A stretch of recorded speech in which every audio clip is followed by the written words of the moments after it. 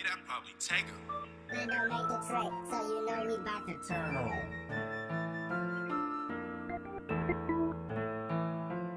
Hey, what's up, guys? I wanted to make a quick video for you over 8.2 graphing rational functions. I really want to help you with this unit. I'm going to use the calculator, and I want you to see how this thing is done. So please use this as a reference. All right, I hope this helps. All right, let's see here. Graphing rational expressions. All right, there are zeros, also known as roots. All right, you know that though. Roots. We did those at each real value of x, for which the function and the numerator equals 0. All right, and there are vertical asymptotes for each real value for which, for of x for which the function in the denominator equals 0. So let's look at this first example right here. In this first example, right here, x squared minus 4 divided by x minus 5. All right, it says factor the numerator. Well, here, and all the steps are written out here for you, man, so you can see. So we're going to factor this numerator. Remember, that's the difference of 2 squares, so we're going to say that is x plus 2 and x minus 2. All right, now step 2 says set each factor equal to 0 to find the zeros. Well, if we set both of those equal to 0, we're going to get x equals negative 2 and x equals positive 2. Okay. Now, since there's zeros, roots, we're going to go and put those on the graph, negative 2 and positive 2. All right. Now, it says factor the denominator if need and set the factors equal to 0. All right, to find the vertical asymptote. Now, the vertical asymptote is a vertical line, guys. It's a vertical imaginary line, all right, that the graph doesn't touch. Like when you graph it and you see the lines on the graph, the function doesn't touch that imaginary line. All right, so in this case, we take that denominator, set it equal to 0, and solve it, and we get x equals 5. All right, so right here at 5, there is an imaginary line. Here we go with this color right here. There is an imaginary line. Oh, that's terrible. Sorry about that. Let's try something. Oh, here we go. We'll go with this feature.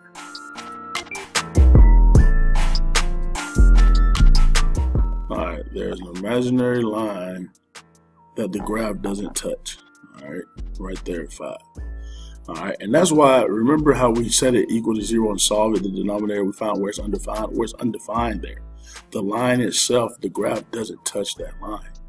Alright, so that would be x is 5. And then it says sketch the graph. So sketching it, guys, it's not rocket science. Here's what you do. We're going to go to our calculators, and we're going to put in our equation, x squared minus 4, and divided by x minus 5. And we're going to graph it. All right, and I'm doing this so you can see what it looks like. All right, here's the graph. Remember, there's an asymptote right here at 5. I see how this line, there's an imaginary line right here. That this line right here will never ever touch. That blue line will never touch the asymptote.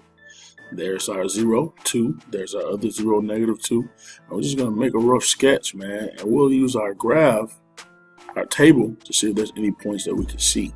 All right, that we can also put on the graph that is visible.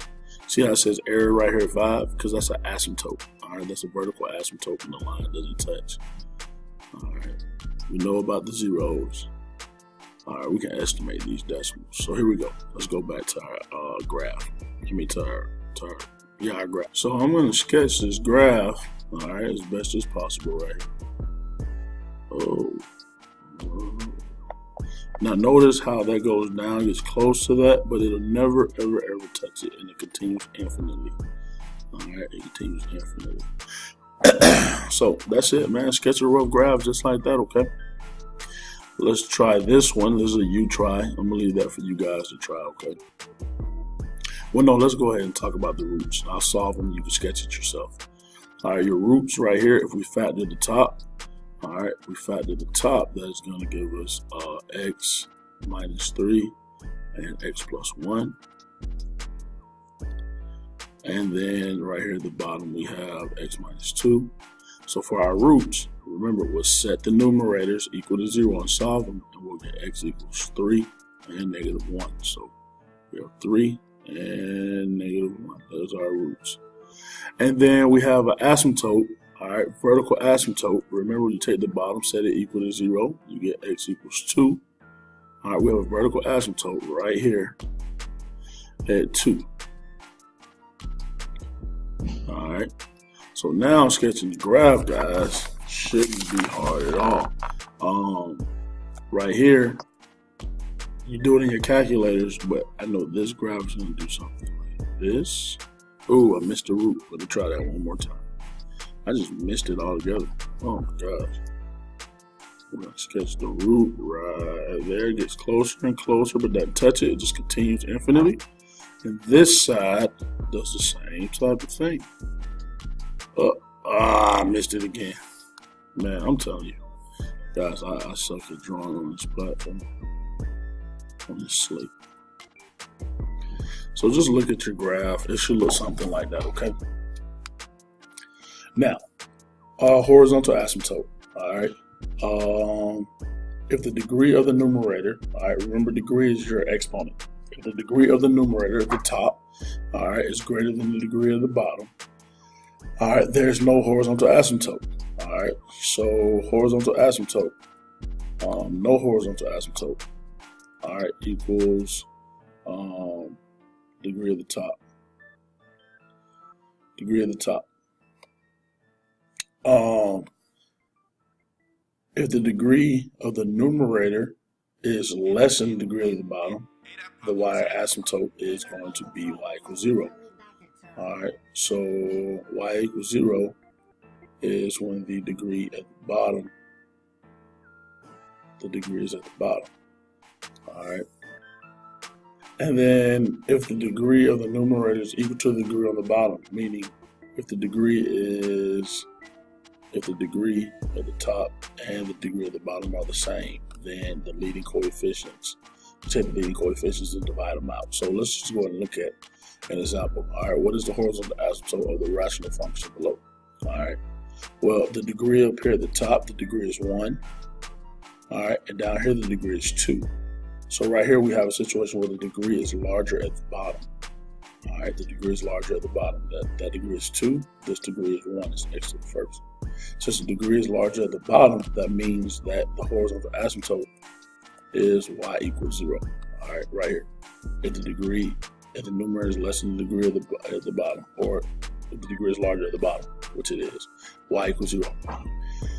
All right, so there's a line. Like, see how the vertical asymptote, the graph doesn't touch it? Well, there's a horizontal line that the graph doesn't touch. All right. By the way, a horizontal asymptote is a horizontal imaginary line that the function doesn't touch.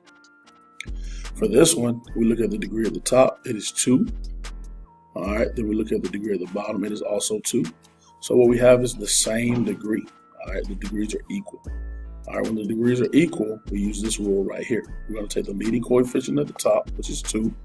Take the leading coefficient at the bottom right there, which is 1. All right, and we divide them. All right, so y equals 2 over 1 or 2. This is the horizontal asymptote. Horizontal asymptote. That looks like AA. That should be HA. Horizontal asymptote. Okay. All right. Let's keep rolling. Right here, you try to find the horizontal asymptote. All right. Well, let's go ahead and work through it. So we look right here, the degree at the top is 3, the degree at the bottom is 1. So the degree is larger at the top. When the degree is larger at the top, all right, that means no horizontal asymptote. Right here, the degree at the top is 2, the degree at the bottom is 2. All right, so the rule is when you have the same degree, you look at the leading coefficients. So the horizontal asymptote, in this case, guys, y equals 2 over 4. All right, the leading coefficient is 2, the leading coefficient is 4, or 1/2. All right, the horizontal asymptote, y equals 1/2. All right. And then finally right here, we look at this one. It says the degree at the top is 2, the degree at the bottom is 4. All right, so we have a rule where the degree at the bottom is larger. All right, it's larger. So when the degree is larger at the bottom, we have the horizontal asymptote y equals 0. Man, y equals 0. All right, so that covers horizontal asymptote. The last thing I want to go over are the holes. The holes, all right. The holes, all right.